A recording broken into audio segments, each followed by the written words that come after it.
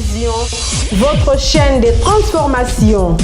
Vos rejets, vos inquiétudes, vos angoisses ainsi que vos stress, nous les transformons en un moment de bonheur pour que le Seigneur Jésus-Christ soit glorifié dans votre vie.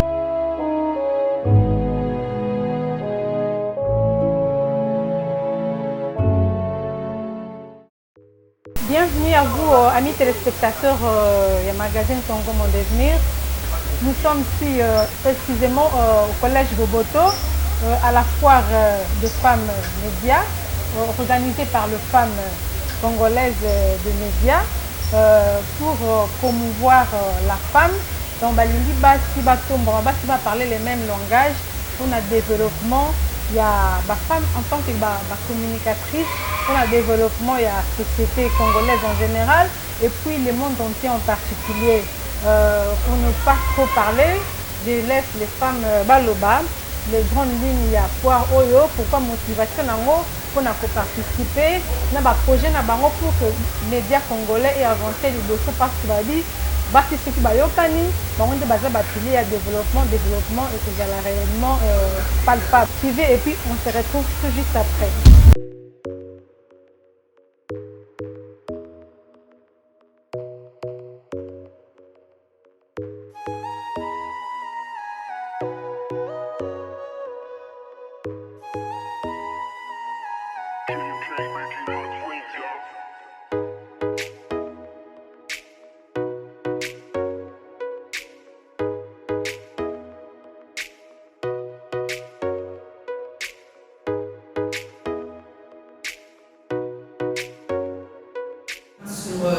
La participation de la place de la femme dans les médias. Elle nous a formulé aussi des exhortations à la femme. Aucune femme. Et le troisième reportage de la série, de ces lancements, était réservé à la diaspora. Parce que la diaspora congolaise était venue participer à cet événement. On avait parlé le président de la diaspora congolaise en France qui était un homme. Et donc, de bout en bout, 3 reportages sur un événement d'importance nationale, aucune femme source d'information. Alors, on a posé la question aux journalistes, on est plus entre nous, on va aborder cet aspect-là. On a posé la question aux journalistes, qu'est-ce qui s'est passé? C'est pas seulement la question de elles ont refusé. Parce que quand on a analysé les images, parce que nous analysons aussi les images, il y avait, pendant que le président de la diaspora congolaise parlait, il y avait une femme qui faisait des 100 pas. Donc elle fait les 100 pas, elle regarde, on sent qu'elle est intéressée. Donc il fallait peut-être tendre le micro, elle allait dire quelque chose. Donc là, la question d'intérêt était exclue. Journalistes, femmes et hommes du média. S'interpeller. Est-ce que nous devons, pour être professionnels, nous devons toujours nous appuyer sur le courage? C'est ça la question. C'est une interpellation pour nous, hommes et femmes des médias. On vient marcher et donc je préfère ne pas l'aborder. Et donc nous devons faire le choix pour rester professionnels et tenir compte de tous ces aspects-là pour être à la page, comme vers le média comme ça se fait partout ailleurs. Et de ça, de cette beauté, il y a la tête. Il faut toujours voir aussi la tête. Et ces publicités sexistes, il y en a beaucoup.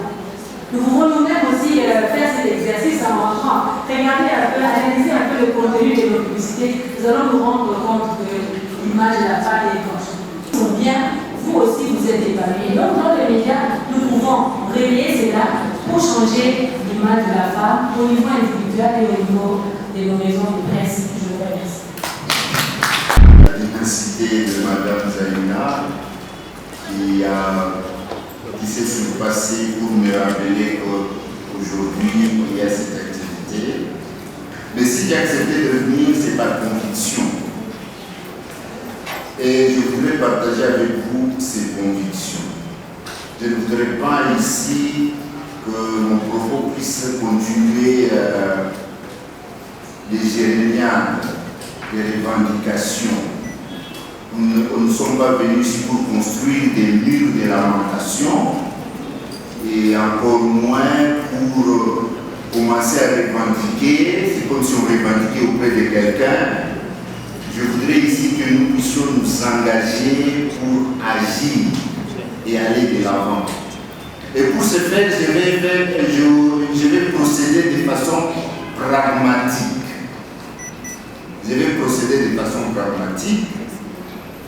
Et je commence par saluer la présence de Madame la professeure Madeleine Mbungu-Passi, que je vois pour la première fois. Madame est professeure d'université. Donc il n'y a pas de comparaison. Et derrière elle, il y a le chef des travaux, Madame Mouzinga. Et lui, dans l'enseignement, ils font partie des savants de la science de l'information. Je vous dis qu'il n'y en a pas. Vous avez le même droit pour des journalistes tout court. Est-ce qu'on est d'accord sur ce point? Oui. Donc, les droits des journalistes. Il n'y a pas de droit spécifique des journalistes, comme pour dire qu'il y aurait des droits spécifiques des journalistes hommes. Non, il n'y a que des droits des journalistes. Et comme vous êtes dans une corporation qui a des règles, et vous avez tous le même droit, c'est ce qu'on appelle l'égalité des chances. Est-ce que venir parler dit oui, il peut s'agir aussi d'harcèlement sexuel, oui, mais un homme aussi peut dire je suis harcelé sexuellement. D'accord, on n'a pas résolu le problème. Donc ici, nous sommes dans un engagement responsable pour obtenir un gain, mais pas des gens qui sont là, qui attendent, qui disent oui, quand les autres vont commencer. Alors, le prix à payer c'est celui-là. Il faut savoir dire non, il faut savoir affronter. Et quand vous avez des problèmes, par exemple vous êtes licencié, vous arrivez le matin à la rédaction, on vous dit non, le chef a dit, toi on ne te voit plus ici. Pourquoi? Non, toi tu parles beaucoup. Ah, je parle beaucoup. Vous demandez de le rencontrer. Non, je ne te rencontre pas. Et qu'est-ce que j'ai fait? Non, je n'aime plus te voir ici. Vous venez saisir Jet, vous dites à Jet, moi, j'étais travailleur à tel média, et voilà, on ne m'a pas donné une lettre, mais on me dit de ne pas continuer à accéder à ces médias, donc je suis sans emploi. Jet prendra votre dossier, il va nous le transmettre, parce que le code du travail reconnaît cette procédure. J'ai suivi ce que Mme Clarisse a dit. On ne peut pas dire à quelqu'un, ah, ayo, ça n'a réussi, aux akabibota bota. Non, on ne peut pas dire ça. Déjà, le dire, c'est une offense. On ne peut pas dire à quelqu'un, toi, tu ne fais que mettre au monde. On ne peut pas l'imiter. D'ailleurs, pour mettre au monde, il faut l'homme et la femme. Pourquoi on ne reproche pas l'homme, on reprocherait. C'est vrai que pour l'homme, pour la femme, le temps qu'elle porte la grossesse, et la loi a prévu un congé de maternité, et aujourd'hui on a prévu aussi les congés de paternité. C'est parce qu'on suppose que quand la femme a accouché, l'homme doit rester auprès de sa femme pour l'aider. C'est ça l'essence du congé de paternité. Et quand tu as un bébé, on ne peut pas te dire il y a des temps prévus pour l'allaiter. Tu peux l'amener. On va dire, toi tu commences à amener ta fille ici, tu n'as pas l'argent pour payer le babysitter. Je dis non. La loi me reconnaît le droit de venir avec mon enfant ici. Et s'il dit non, comme on dit bota, Kende, vous saisissez GED nous transmet le dossier, et à ce moment-là, vous n'allez plus continuer à faire des revendications. Je suis directrice générale de l'univers de télévision. Alors, on m'a dit aujourd'hui que je devais témoigner. Témoigner, j'ai vraiment le fait à l'église. Mais je sais que moi, je viens de l'IFASIC, de l'Institut facultaire de sciences de l'information et de la communication. J'ai fait un parcours normal et en même temps, j'ai fait le multimédia. Et juste après, j'ai fait mon stage à Canal Q. À Canal Q, j'ai été encadrée par des femmes. Mamie Namassé, Brigitte Kiakou. Et bienvenue Barbara également. J'étais encadrée par les femmes. La particularité de ces femmes-là, elles nous ont envoyés sur terrain, même lorsqu'il faisait très chaud. Elles nous ont envoyé jamais en reportage dans des salles climatisées. Mais chaque fois, je ne comprenais pas pourquoi elles s'efforçaient à nous envoyer toujours sur terrain dans des endroits où il faisait chaud, pendant qu'elles allaient en reportage au grand hôtel, à gauche et à droite. Et un jour, j'ai compris, c'était pour qu'on améliore l'écriture. Parce que lorsque vous êtes sur terrain, lorsque vous êtes reporter, ça vous permet d'écrire régulièrement. Et aujourd'hui, je suis fière de ces dames-là, parce que grâce à elles, moi je dirige un média, j'écris, parce que Mamie a tapé sur moi, parce qu'elle m'a poussé à aller sur le terrain, à aller dans le grand marché, à faire des reportages de rue, à descendre sur le terrain tout le temps, et c'est là qu'on a été aujourd'hui. Donc c'est une manière pour interpeller les jeunes sœurs qui arrivent dans le métier. Il faut aimer le reportage, il faut aimer le travail sur le terrain. Lorsque vous êtes journaliste, votre intérêt, c'est d'abord la passion. Vous aimez ce métier parce que vous êtes passionné. Il faut descendre sur le terrain et écrire. Il faut faire des interviews, mais beaucoup plus vous habituer à écrire. Il ne faut pas, je sais qu'on aime le courage, mais on ne doit pas, dès qu'on arrive dans le métier, on se donne beaucoup plus à l'amour de l'argent, le courage, sinon tu n'apprendras rien. Ça c'est très important. J'ai quitté quand même Bénin, donc on a fait ceci. Alors j'ai questionné une fois le patron de la branche, est-ce que je peux aller pour voir qu'est-ce qui se passe de l'autre côté? Pourquoi on a cru se rebelle d'attaquer le gouvernement pendant qu'il se dit congolais?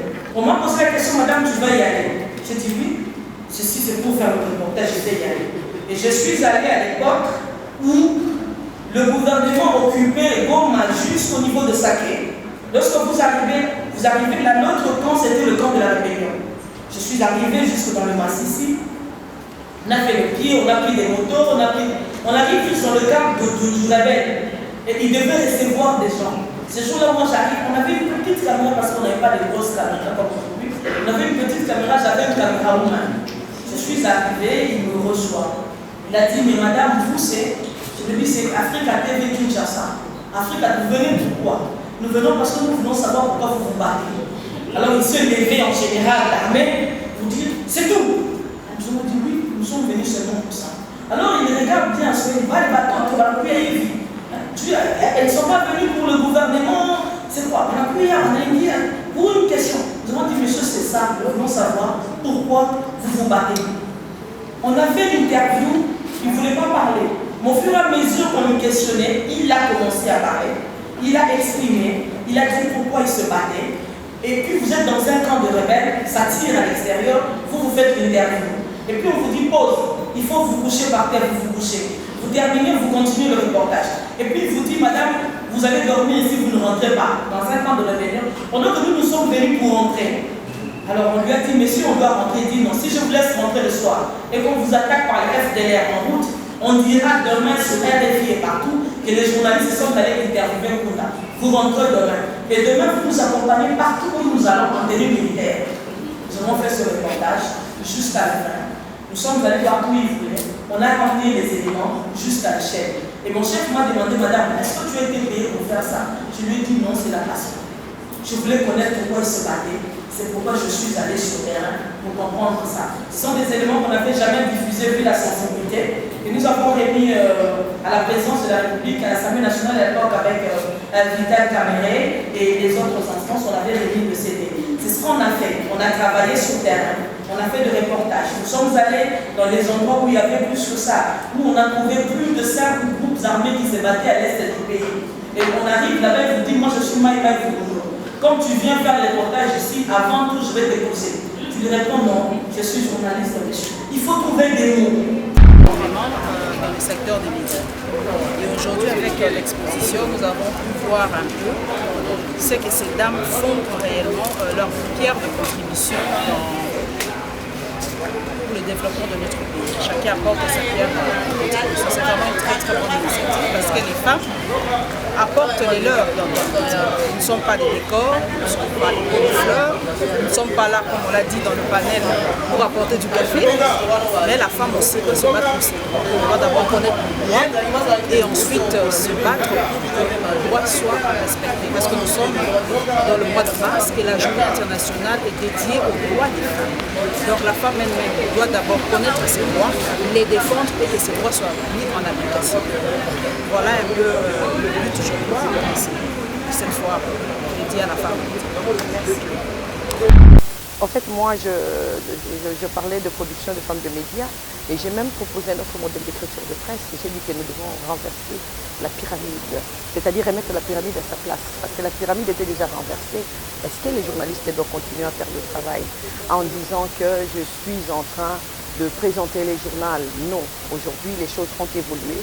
C'est aux journalistes d'expliquer. Parce que dans tous les réseaux sociaux, vous avez les informations qui circulent. Chacun de nous a une information.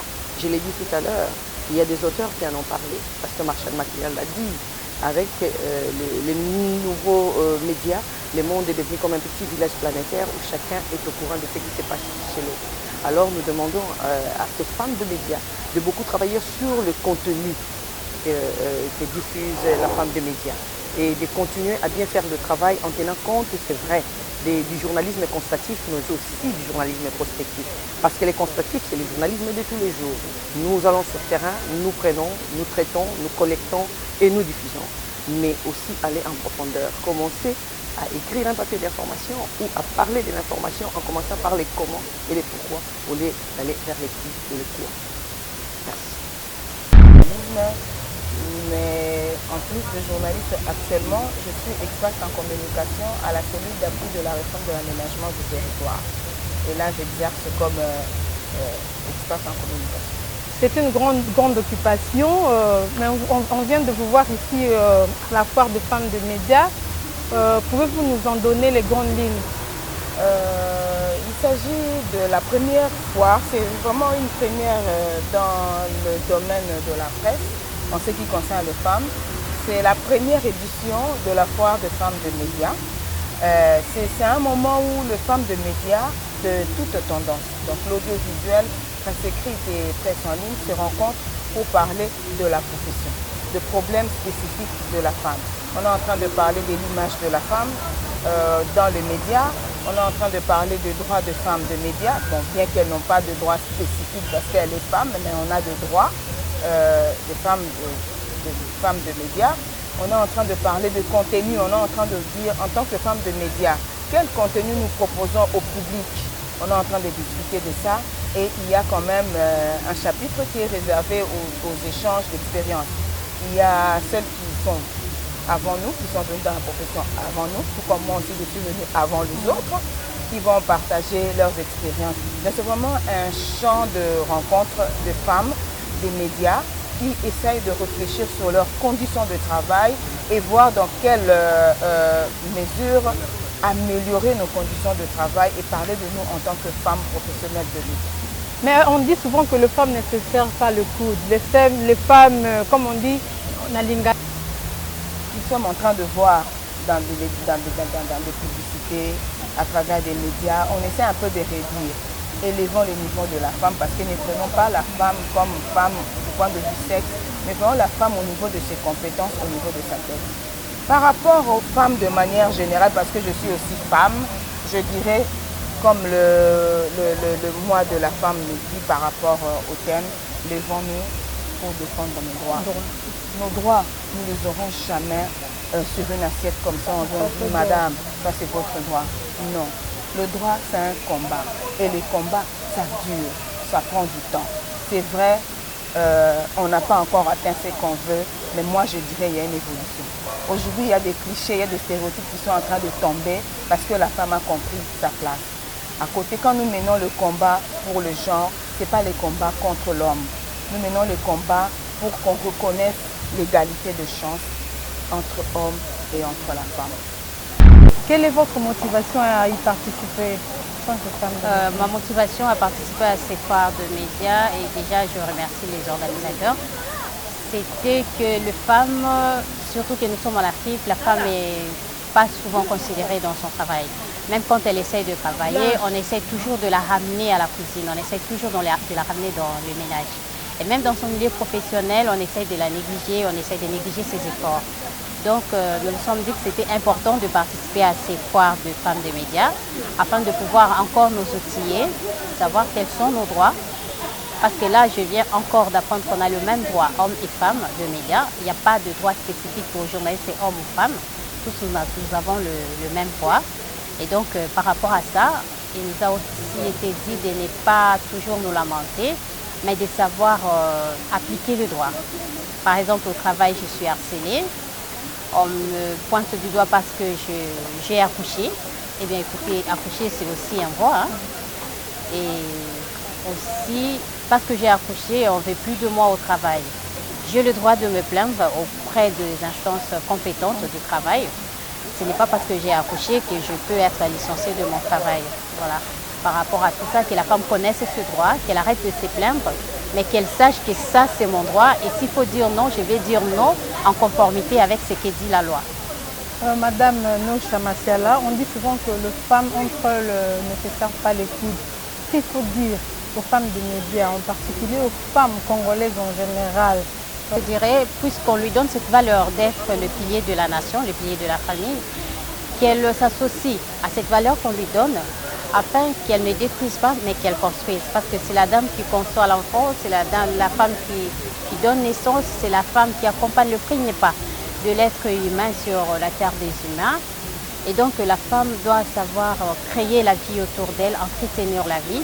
Même si on dit que les femmes entre elles ne se soutiennent pas, la femme peut inverser les choses, se soutenir. Les femmes se soutiennent et font de grandes choses.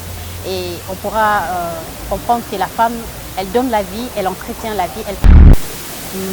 Ma première motivation, c'est d'abord l'objectif poursuivi par cette foire, c'est de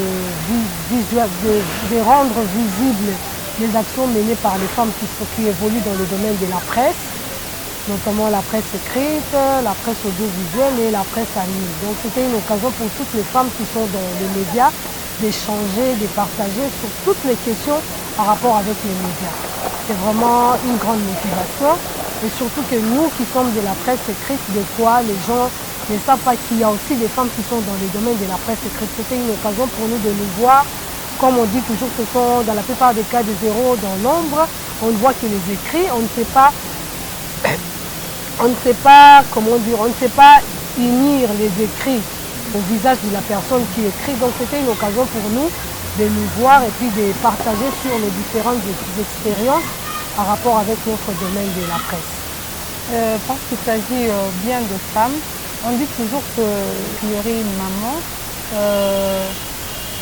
S'il faut dire un mot par rapport aux femmes de médias, en particulier aux femmes du monde en général, que direz-vous en tant que femme et en tant que maman tout court?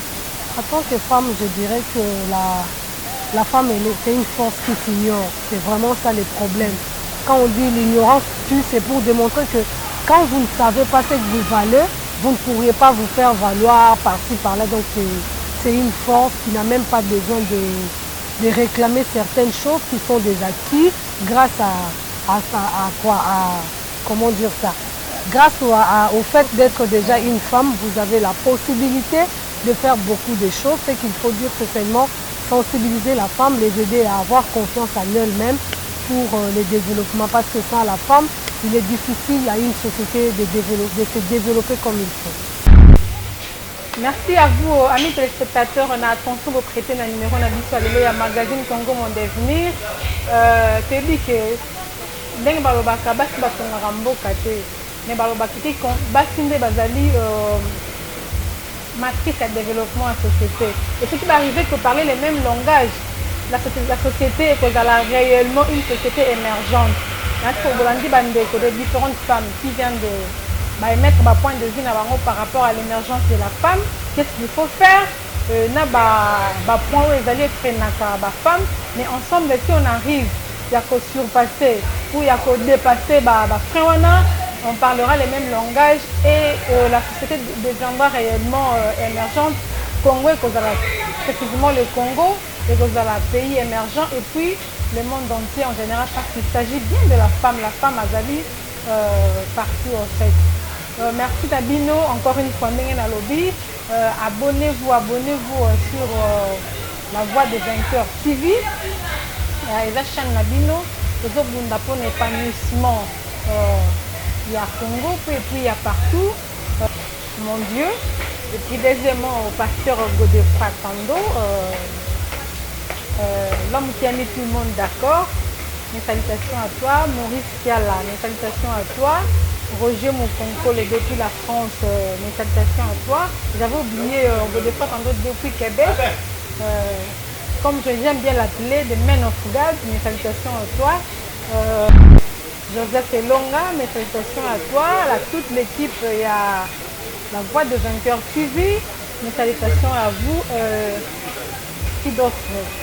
et à tout le monde, là, je vous aime, ça va venir avec le temps, nous nous reverrons très prochainement et avec le même plaisir. N'oubliez pas de vous abonner, de liker ces magazines, c'est pour le bien de nous tous. Je vous aime et au prochain numéro.